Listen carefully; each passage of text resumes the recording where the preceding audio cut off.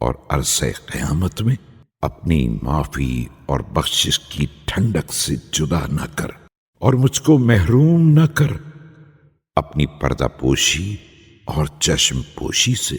خدایا میرے گناہوں پر اپنی رحمت کے بادل کا سایہ کر دے اور میرے عیوب پر اپنی رحمت کے بادل نازل کر۔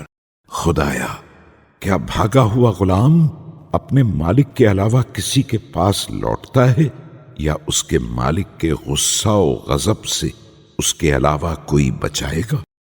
خدایا اگر گناہ پر شرمندگی کا نام توبہ ہے تو میں تیری عزت کی قسم کھا کر کہتا ہوں کہ میں شرمندہ ہونے والوں میں ہوں، اور اگر گناہ سے استغفار سبب محو گناہ ہے تو میں تجھ سے استغفار کرنے والوں میں ہوں۔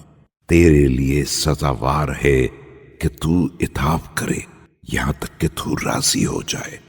خدایا اپنی قدرت کی وجہ سے میری توبہ قبول کر لے اور اپنے علم کے ذریعے مجھ کو معاف کر دے، اور اپنے علم کے ساتھ مجھ پر مہربانی کر۔ خدایا تو ہی وہ ہے جس نے بندوں کے لیے اپنی معافی کا دروازہ کھولا ہے، جس کا نام تو نے توبہ رکھا ہے۔ تو نے کہا ہے اللہ کی طرف توبہ کرو، پاک و پاکیزہ توبہ۔ تو اس کے لیے کیا عذر ہے جو دروازہ کھلنے کے بعد اس میں داخل ہونے سے غافل رہے؟ خدایا اگر تیرے بندے کا گناہ قبیح ہے تو تیری معافی کو حسین ہونا چاہیے۔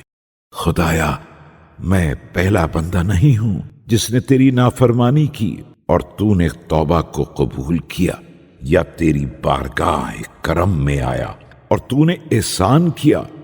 اے مضطرب اور پریشان کی آواز کے فریاد رس، اے پریشانی کو دور کرنے والے، اے بہترین نیکی والے، اے بندوں کے راز کو جاننے والے، اے بہترین پردہ پوش، میں تجھ سے شفاعت چاہتا ہوں تیرے فضل و کرم سے، اور میں نے توسل کیا ہے تیری بارگاہ میں اور تیرے رحم سے۔